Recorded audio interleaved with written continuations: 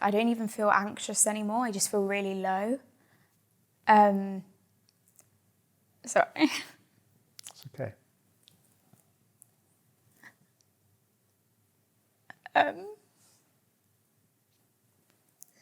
Yeah, I just feel like I've just found it hard to like carry on. So, yeah. Say a bit more about that. I think it's just like once I reach like a certain level, I'm like,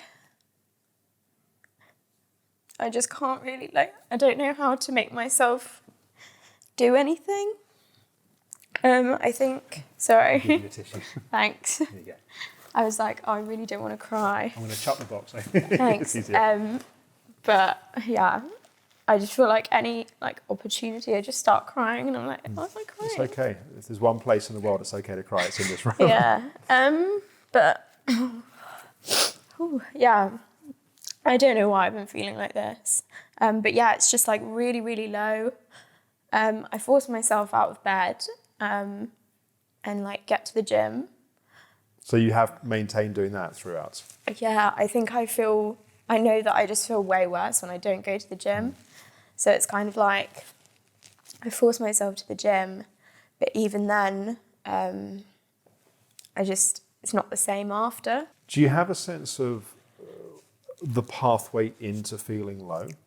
Like, it sounds like, because it sounds like at the moment your mood is a little bit, it's up and it's down, and it's not always clear why it's up and down. I think the more that we can make sense of that, the more we can understand. And often it's not one factor. Often it's a little bit, if you think about your mood being like a boat with different loads on it, and it's not one load that causes your mood to go down. Often it's too many loads together that sort of feel overwhelming. And often initially we work quite hard to kind of keep ourselves on track, and a lot of effort goes into that.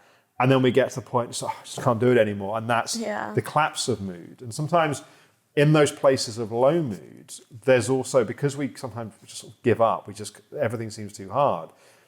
There's also a kind of rest that happens because we're not fighting so hard to keep things going. Yeah. And then a little bit of energy and motivation starts to come back in again. And then we sort of find ourselves climbing back out. Yeah. If you were to think about what those loads might be, like the things that feel that they're weighing you down, what might some of those be? I think one of them, just to kind of jump in, I think one of them is this ongoing anxiety, right? That your nervous system feels ramped up. So things that wouldn't otherwise be anxiety-inducing become anxiety-inducing. So everything is just harder than it otherwise would be because you're working to manage your kind of anxiety, and as we talked a bit about last time. What would be some of the other things that you think are a load on you and on your system? I think like what kind of adds to the anxiety more than anything is like not having a job and like not really knowing what like I'm doing with my day. But yeah, other than the anxiety, I don't really know. Yeah, I'm not really sure what else kind of, I don't know. I feel like anxiety is like the main thing and like lots of different things kind of just add to it. So it's almost like because of the anxiety, things that wouldn't be hard become much harder. Like not having a job is hard in lots of ways, right? It's hard because of the pressure to put yourself out there and to get a job, and that feels like probably a burden.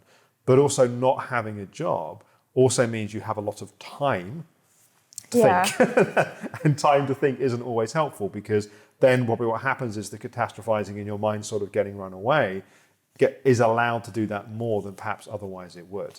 Yeah, definitely. And I think I was just like really anxious about this session because I was like, oh, I know that I'm going to have to talk about it. Yeah.